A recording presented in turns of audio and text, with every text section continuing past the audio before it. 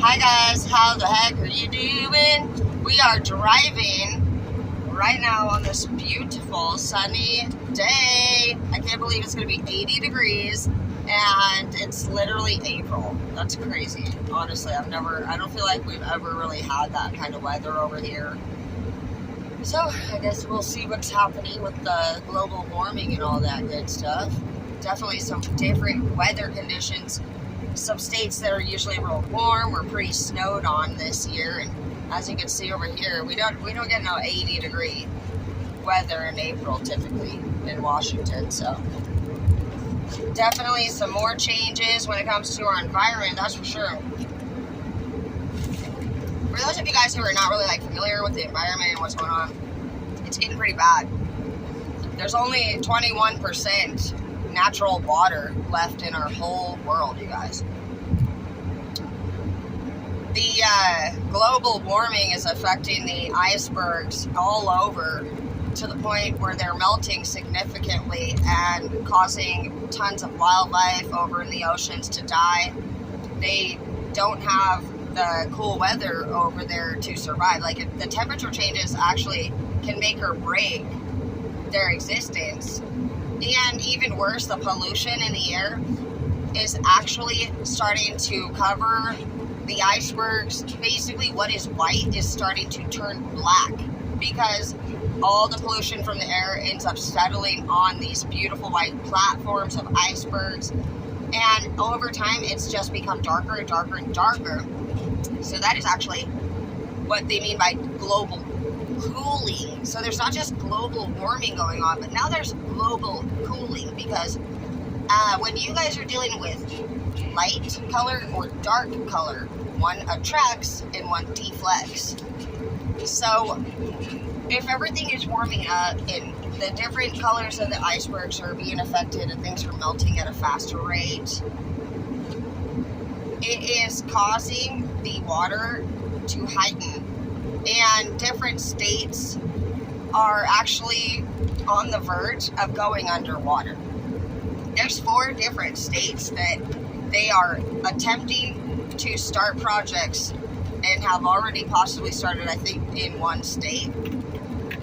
Building a dam in the ocean to keep the ocean water from taking over the entire side of the state and it going under the water.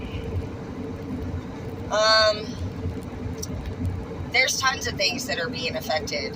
Scientists discovered that in the water, every single animal tested positive for plastics inside of its body.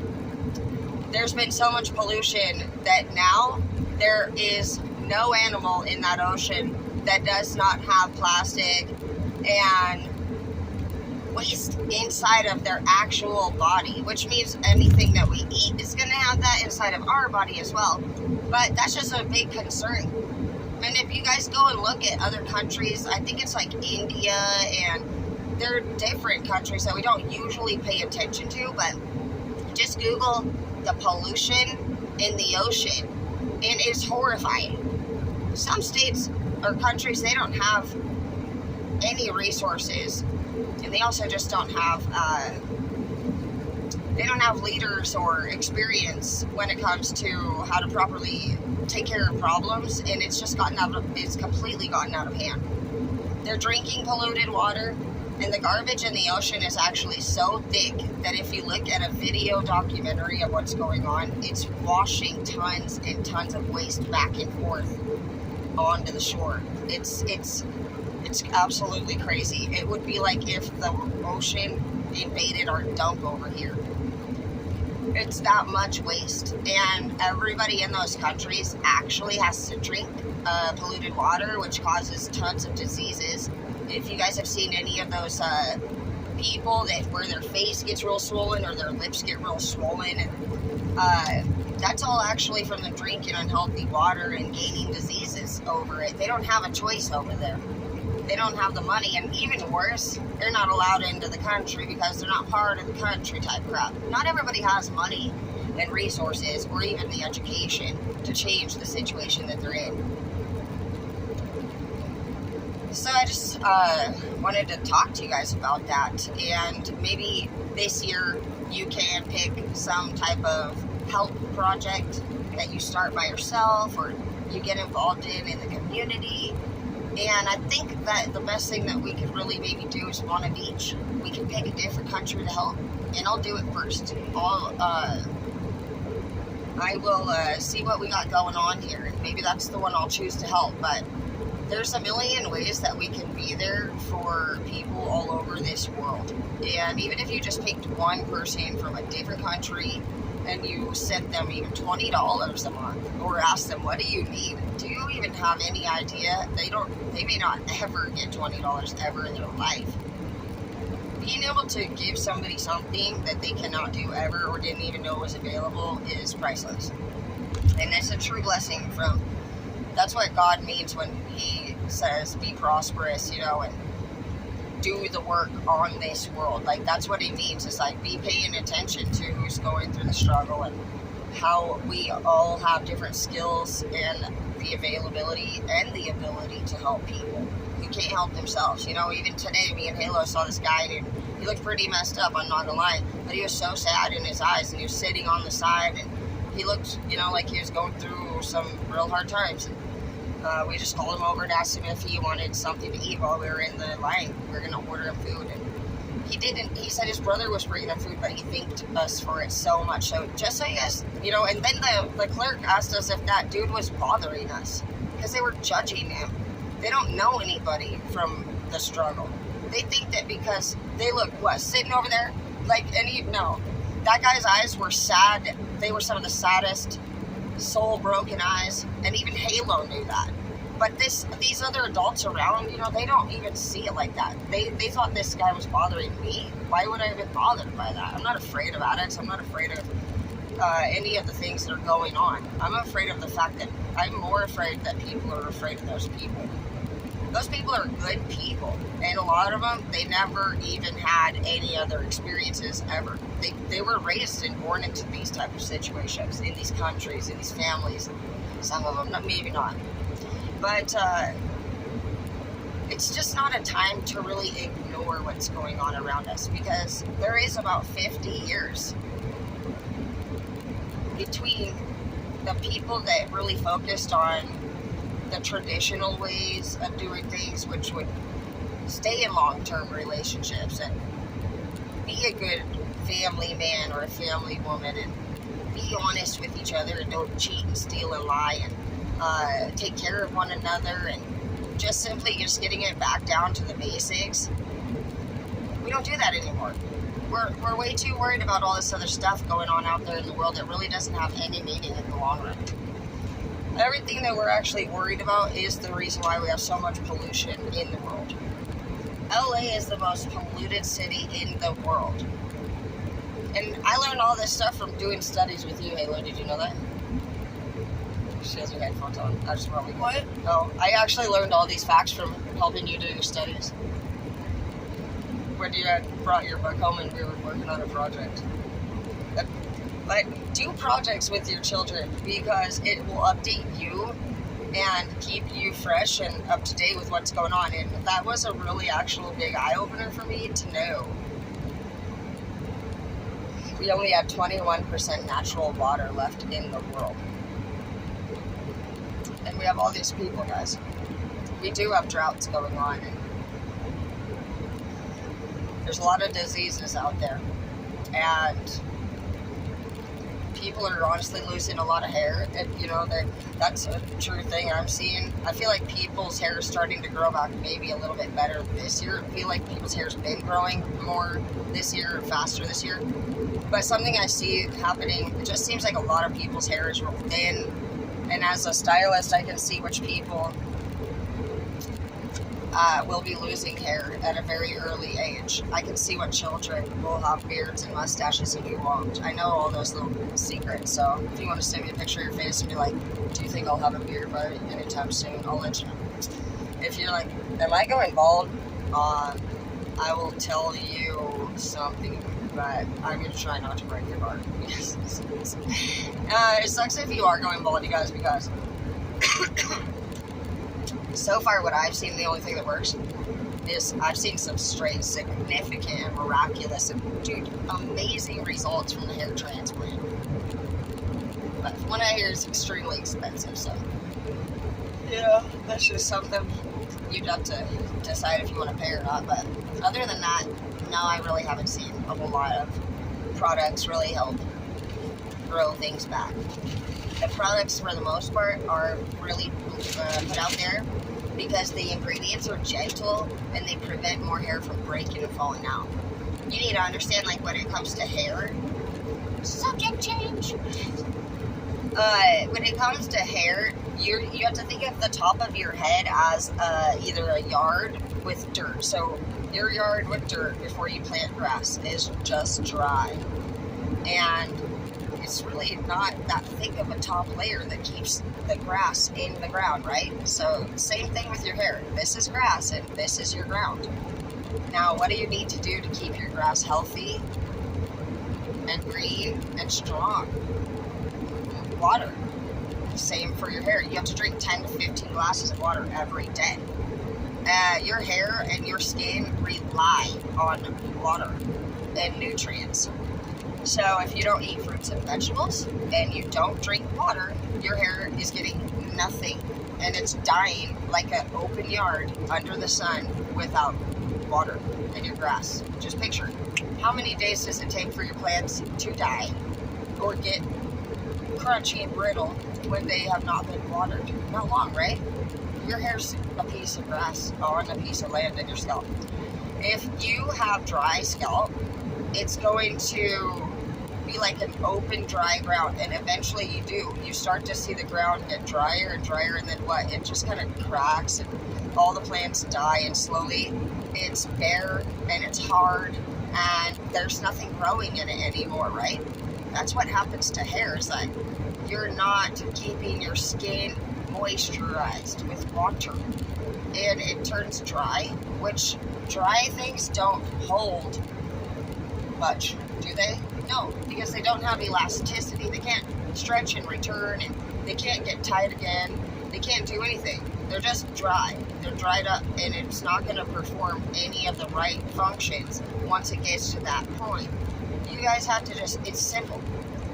It's absolutely simple. Just look at your skin and your hair like a plant in the ground. It relies on exactly the same things that your gardening, your plants, your vegetables, any of that. If you're anybody who likes to garden or plant trees or loves nature, you will be knowing what I'm talking about, because you just see, if you're a forest lover, you just can see when the trees are getting real dry, when they need more rain. And it worries us. We think, oh man, it's probably going to be fire season, and hopefully it doesn't burn down the forest this year. You think those things when you're dealing with dryness. So think about that with yourself. Okay, switch. Let's see. The next thing. Since we're here on forest, I want anybody that's a tree hugger or lover to know that trees, they get diseased. And I never really knew what that meant personally, except until 2 trees fell on my house recently from the forest. Luckily, my house was built very strong, and it literally it broke part of my deck, which wasn't terrible. It was decent. It was actually, I had a really good time repairing it, and it looks great. But, and the other one fell on the backside and it hit my gutter. My rain gutter, that's it. That's crazy, dude. They did such a good job. But these were full-blown trees. I'll have to show you guys some pictures sometime. It was nuts. And inside the tree was hollow. It looked like a lightning bolt had struck it, and it burnt out completely everything from the inside. That wasn't even what happened. It was earwigs living inside of it. So bugs, or basically termite bugs. They called earwigs termites that day. I don't know if they really are. I'd have to look it up, but they did use the term termites. They make homes out of the trees all over, and surprisingly, the trees will have green leaves, but a hollowed out, diseased inside. Crazy. I didn't know when I bought the property I was surrounded by hollow, diseased termite infested trees. These trees came from the neighbor's yard. So, I don't know. I also just didn't really ever look at them. They were not my trees. For one, your insurance company is responsible if a neighbor's tree falls on your house, apparently. So we had to handle all of that. Luckily, we got new neighbors. They had bought the place behind us where the other tree fell, and they have actually paid professionals to come in and have 5 or more removed. And I have no doubt that they would just be really sweet if, in the event something like that occurred. But when you guys are purchasing property, if the trees are on your land, you might test one out by simply placing maybe one of those tiniest little drills, which is taking a risk, I'm not going to lie, because an overwintering tree can cause disease. Maybe we bring something to patch it up with when we're done. I don't know, like one of those, like, like sealant, like maybe we need some sealant in there. Something, along those lines to seal down the hole when we're finished. But every tree around my entire property was hollow. I would have never known that, and nobody did know that. None of the neighbors knew that. So it's just been a lesson that I've learned, and it's a big deal. We had another tree fall on another person's property not too long ago. We just had another storm, and it crushed a bunch of their stuff. And if that's something that is happening around you guys, do take that into consideration when you guys become homeowners. It's not an easy fix if it happens. Something else that we did that was not okay when we bought the house is we trusted our realtors. Who sold us that entire back piece of property that the trees were on. She told us that was our parcel, that was our land, and obviously we believed her, but she ended up not actually knowing the property very well, and she sold us the wrong piece of land. It was the neighbor's house. It was his backyard. He informed us of this after we closed on the deal, and the realtor went MIA. I could have handled it, obviously, differently, but at that time I was going through a lot, and I just decided that I could find the crow in that con, and told myself I didn't have to weed eat that whole backyard worth of stuff, and moved on with my life. But do know that you do have legal rights to that, and if you did have the patience or determination to seek out legal help or assistance on the matter, that obviously it is a big deal, but I would recommend you guys do research your exact parcel numbers and look it up so that you don't make that mistake. And another one we made was we bought a house on a hill. So when you guys see a house that you can clearly tell a tractor came in and pushed out all of the land to create a flat piece of ground in the middle of a slope. The middle house on a hill, if you got the top one, you got the bottom house. That middle house, it's more than likely not a good idea to get it. The reason why, because they have to actually shovel out all of that ground and dirt to create a flat form space. And they replace any missing parts with a sandy type material. So sand and dirt is the platform. Sand erodes, guys. It erodes. So we don't know that. We are not thinking this either in time. We don't know what the frick we're doing because it's our first home. I would have to definitely put about $15,000 to $20,000 now into a retainer wall that goes in front of my long ass house because sand and dirt erodes. And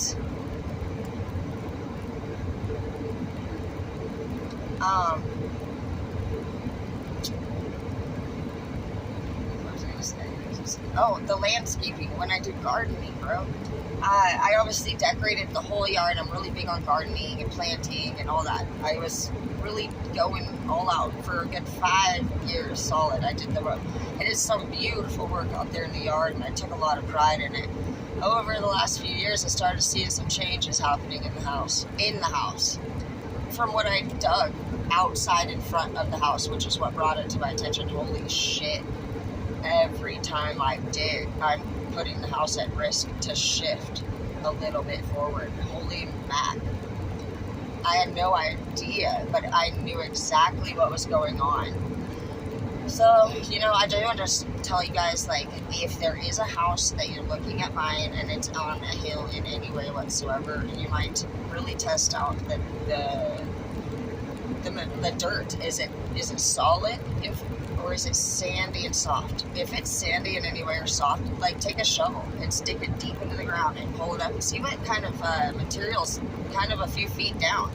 So it's going to all be the same, from what they brought in to create the land structure. And if there's sand and dirt mixture, it's going to erode. So you either can say no to it, or you can make sure that you're prepared to buy a retainer wall and do it correctly, or don't at least plant anything that you have to water in front of anything that you're worried about eroding, because it will erode. It'll erode and erode and erode. And it gets steeper, and as that gets steeper, the walking path between the yard and the house gets smaller. So just keep that in mind. And also, if you do buy it on a hill, you guys will not be able to park in your driveway either. You'll have to park at the bottom of the road. So we'll do one more and then we'll end this one. Let's see. Are you on your headphones, honey? Okay, let's see.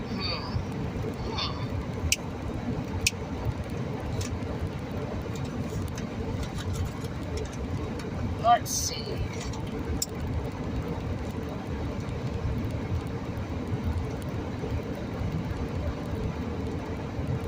If you and your partner share a dog and you break up, we'll probably do a few more because I'm only at 22. I'm kind of hitting a little bit longer these days. Oh well. Maybe some of you watch it, some of you don't. I don't know. Alright. If you share a partner with your dog and they break up, or you guys break up, and you get in a fight and you want it back and you have to call the cops, you can get your dog back if the dog has not been licensed under one or the other. And that would be my first recommendation. Go get it licensed.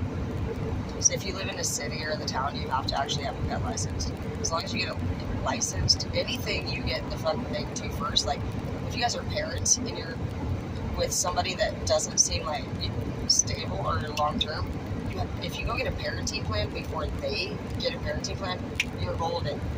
Anybody that does it first is a winner.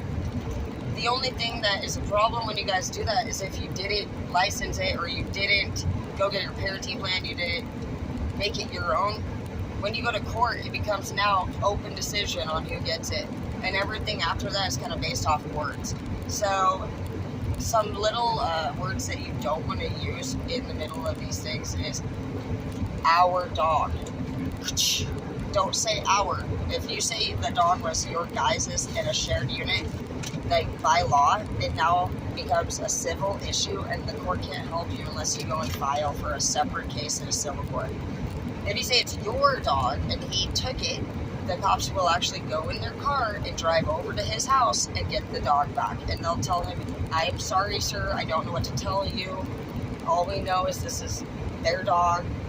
And they'll ask him, do you have a license for the dog, or did you go get it registered? And they're going to say, no, I didn't. This is my dog. I got it from Wanda. And they're going to say, unfortunately, if there's not an actual registration for the dog, then we do have to return the dog to the person that called us first. That's it. Done.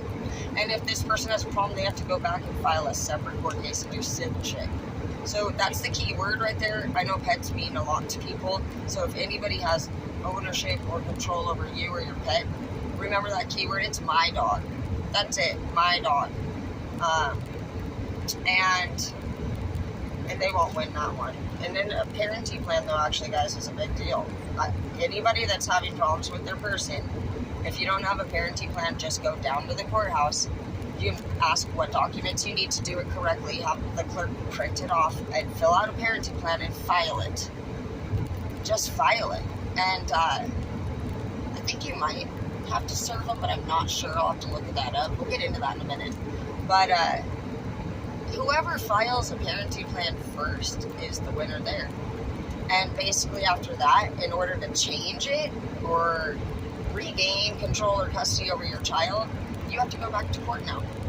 So if you're worried about somebody, taking off with the kid, or anybody's threatening you about your kids, some tricks I learned, in court through my experience was these things. And I